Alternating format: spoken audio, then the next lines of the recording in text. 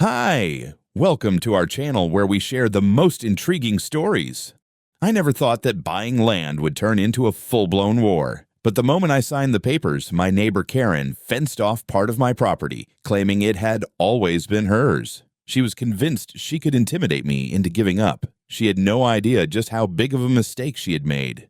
I had spent years saving up, working long hours, and dreaming of the day I could finally own a piece of land where I could build my ideal home. That day had finally come. After months of searching, I found the perfect 10-acre property just outside of town, far enough from the city to enjoy peace and quiet, but close enough to civilization for convenience. It had everything I wanted: a lush tree line for privacy, a small stream cutting through the back, and plenty of space to create something truly my own. The purchase went through without a hitch. I filed the paperwork, got the deed in my name, and finally stood on my land, breathing in the fresh, crisp air, feeling an overwhelming sense of pride. I had big plans: a beautiful modern farmhouse, a spacious garden, and maybe even a few horses down the line. It was everything I had worked for, and I couldn't wait to get started. For the first couple of weeks, I took my time surveying the land, making notes on where I wanted the house to go and where I would install a driveway. I hired a land surveyor to confirm the boundaries, and everything checked out perfectly.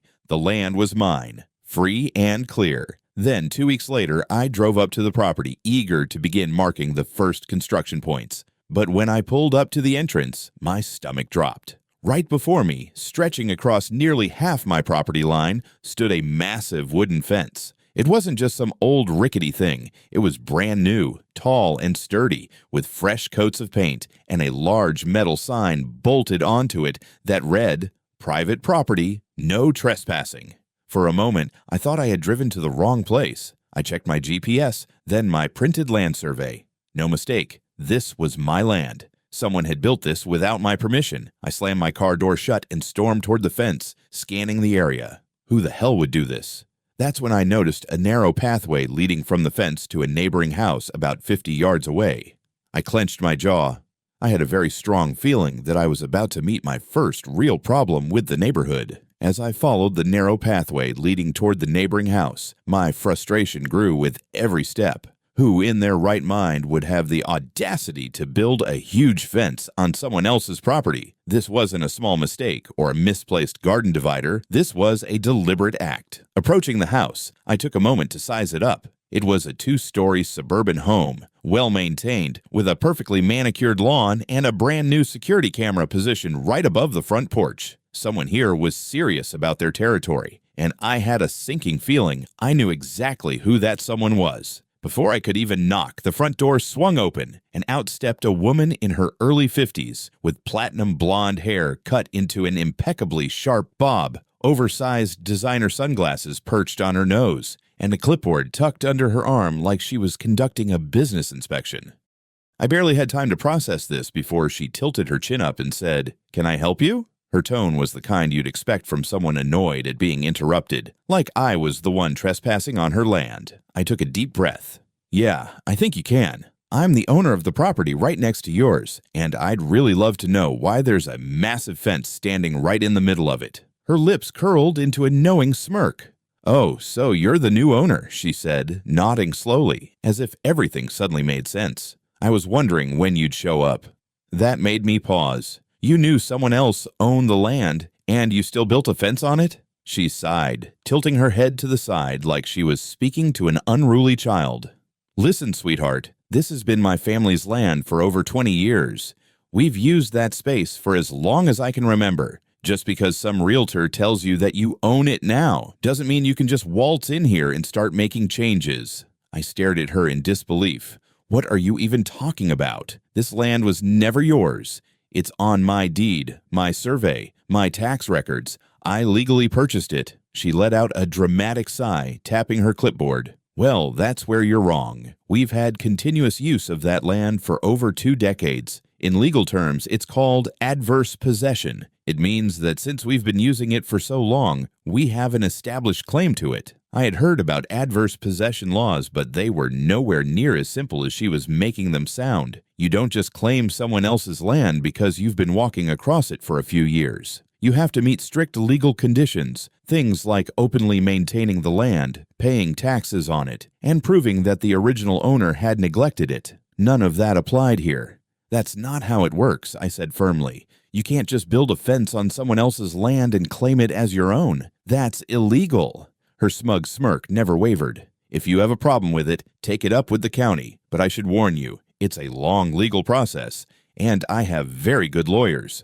The sheer audacity of this woman was unbelievable. So you're just refusing to remove it? I asked, crossing my arms. She laughed. That's right, dear. And unless you want to waste years in court, I'd suggest you just get used to it. I stared at her, a slow realization settling in. She actually believed she could get away with this.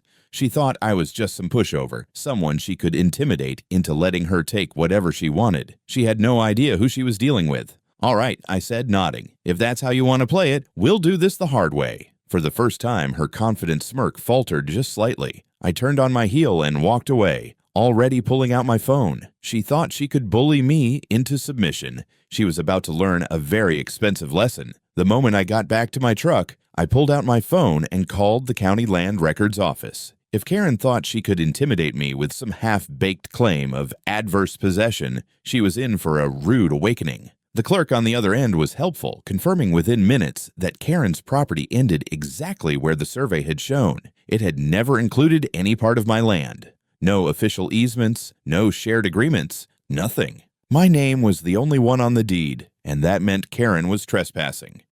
Next, I called my land surveyor and asked him to return to the site for an official assessment. If I was taking this to court, I needed solid proof that Karen's fence wasn't just encroaching by a few inches. It was deep into my property, a clear case of illegal land grabbing. When I pulled up the following morning, I wasn't alone. I had brought a survey team with me, along with an official from the county zoning department, just to hammer the point home. Karen was already outside, standing on my land as if she owned it, her arms crossed tightly over her chest. The moment she saw the team unloading their equipment, she stormed over. "What do you think you're doing?" she snapped, her voice sharp. I barely glanced at her as I handed the county official my paperwork. "Surveying my land," I said flatly. "Something I have every legal right to do."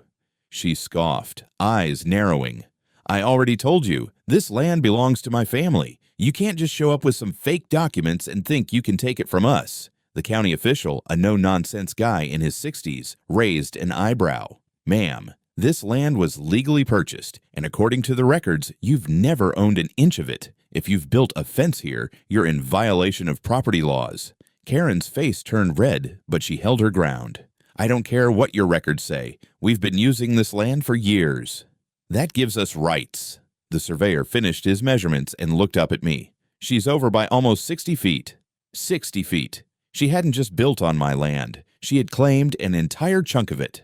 I turned back to Karen. "You need to remove that fence immediately, or I'll be filing a lawsuit." She sneered. "Go ahead. Waste your money. My lawyers will bury you in paperwork. You won't win." I clenched my jaw. She wanted to play hardball. Fine. I looked at the county official. "Can you put that violation in writing?" He nodded. "You'll have the official notice by the end of the day."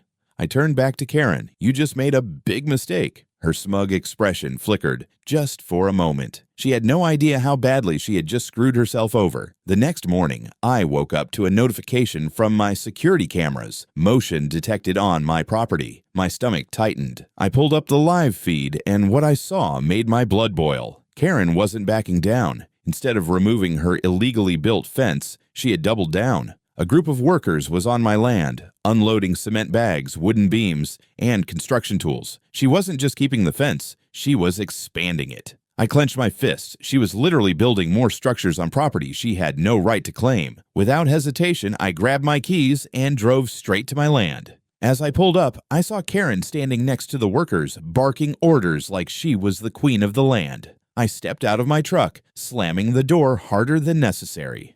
"What the hell do you think you're doing?" Karen didn't even flinch. She turned to me, smirking. "Oh, good morning. Didn't expect to see you here so soon." I could hardly believe what I was hearing.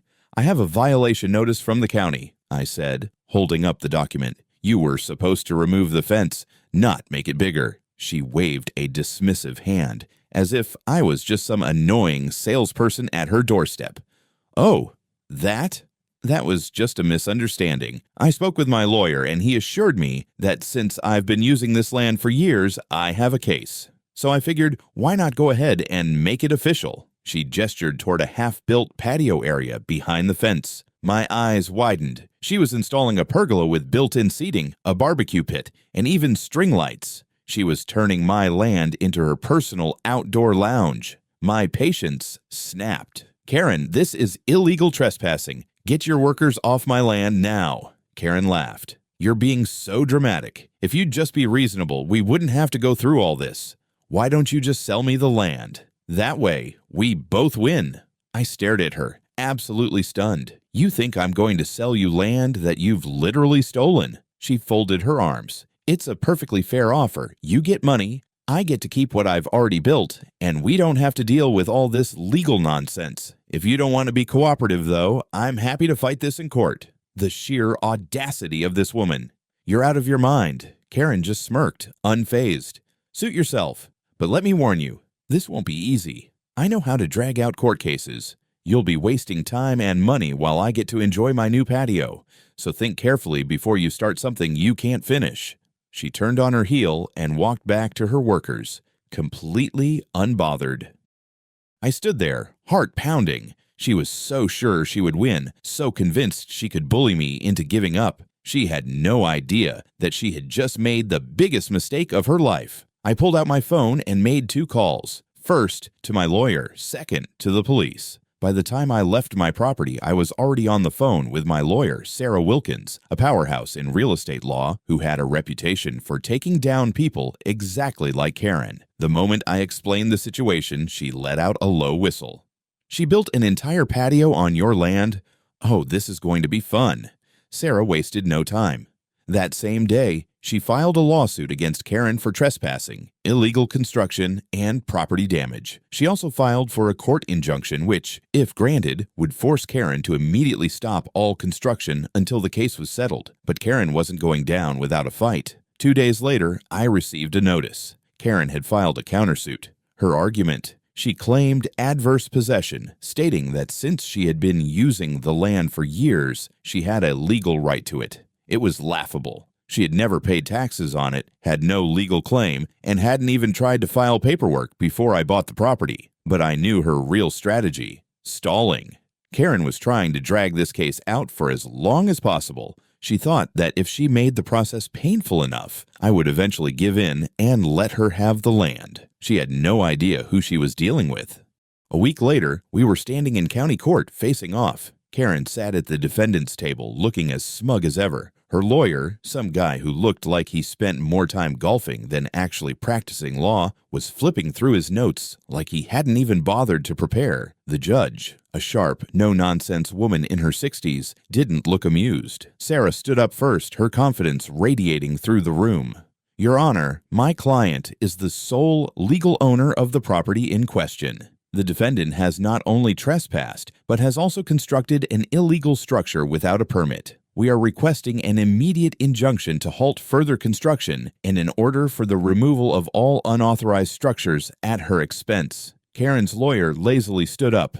Your Honor, my client has been using this land for decades. Under adverse possession law, she has established a claim. Furthermore, she has made improvements to the property, increasing its value. My client should not be forced to remove structures that contribute to the neighborhood's appeal. I nearly laughed out loud. Increasing value. She had devalued my land by building an ugly patio and fencing off my access. Sarah was ready for this nonsense. She pulled out a thick stack of documents and slapped them onto the table. Your Honor, here are the official county records proving that my client has owned this land for months. The defendant has never paid taxes on this land, has never filed a legal claim, and has only recently built a fence after my client legally acquired the property. This is not a case of adverse possession. This is a case of deliberate trespassing and property theft. Karen shifted uncomfortably in her chair. Sarah wasn't done. Furthermore, Your Honor, we have surveillance footage from my client's security cameras showing the defendant hiring workers to expand her illegal structure even after she was served with a violation notice from the zoning department. This was not an accident. This was a willful, calculated land grab. The judge's expression darkened. Mrs. Johnson, did you continue building after receiving notice from the county? Karen's lawyer stammered, trying to cover for her.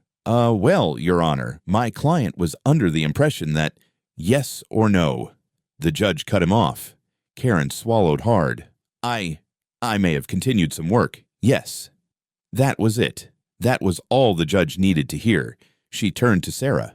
The injunction is granted. Effective immediately. All construction on the plaintiff's property must cease. Additionally, I am ordering a formal property inspection to assess the extent of the damage and determine the cost of removal. The defendant will be held liable for all necessary expenses. Karen's jaw dropped. Her lawyer frantically whispered to her, but the damage was done. Sarah turned to me and smiled. That's step one. Now let's make her pay. The moment we walked out of the courtroom, I could feel Karen seething. Her smug confidence had cracked, but she still thought she could weasel her way out of this. I wasn't going to let that happen. With the injunction in place, Karen legally couldn't touch the property anymore. That meant no more construction, no more barbecues, and no more pretending it was hers. But knowing Karen, I figured she'd ignore the order, so I decided to have a little fun with her, malicious compliance style. I drove straight to my land and posted huge signs along the fence. Condemned structure, removal order pending,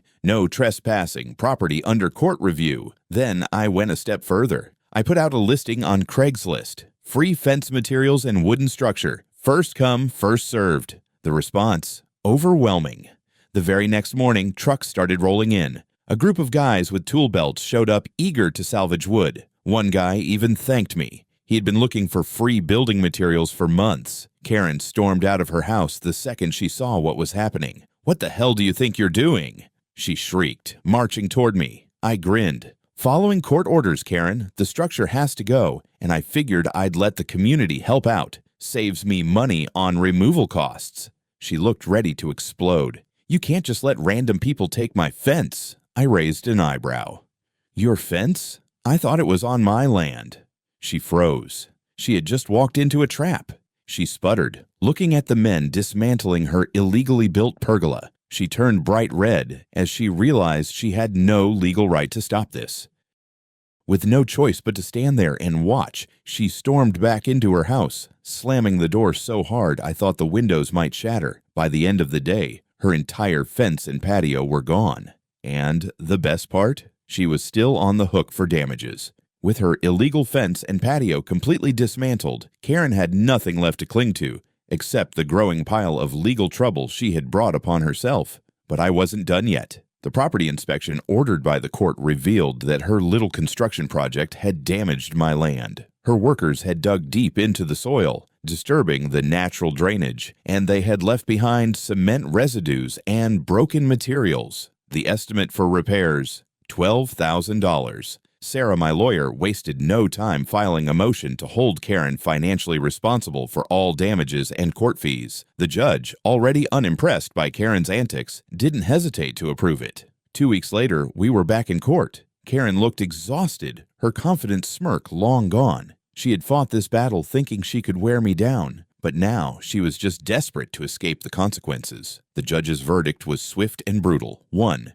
Karen was ordered to pay $12,000 for property damage. 2. She had to cover all legal fees, an additional $7,500. 3. She was issued a permanent restraining order from interfering with my property. When the judge read the final ruling, Karen looked on the verge of tears. Her lawyer sat in defeated silence. As we walked out of the courtroom, Sarah nudged me. "She thought she could bully you. Looks like she just bought herself the most expensive patio that never existed." Karen, now financially wrecked, refused to even look at me as she stormed off. She had finally lost. And me? I was finally free to enjoy my land, just as I had planned from the very beginning. With the court battle finally over and Karen forced to pay up, I could finally breathe easy. My land was mine again, completely, unquestionably mine, just as it had always been. No more trespassing, no more fences, no more ridiculous legal claims. Over the next few weeks, I focused on cleaning up the mess Karen had left behind. I hired a crew to restore the damaged areas of the land, smoothing out the soil, fixing drainage issues, and planting fresh grass where her workers had torn up the ground. Watching my property finally return to the way it was supposed to be was incredibly satisfying. As for Karen, she was noticeably absent. After her humiliating courtroom loss and the massive financial hit, she had become a ghost in the neighborhood. No more smug looks, no more entitled attitude, just a bitter silence. Word around town was that she had put her house up for sale, likely trying to escape the embarrassment. One afternoon, as I was marking out the spot where my new driveway would go, I noticed Karen's car pulling out of her driveway. For a brief moment, our eyes met through the windshield. I expected her usual glare, some last attempt at defiance, but instead, she quickly looked away and sped off down the road. That was the last time I ever saw her. With Karen gone and my land finally secured, I could start fresh. No more battles, no more stress, just me, my land, and the freedom to finally build the home I had dreamed of. And as I stood there, taking in the wide open space that was rightfully mine, I smiled, because in the end, I didn't just win back my land, I won back my peace.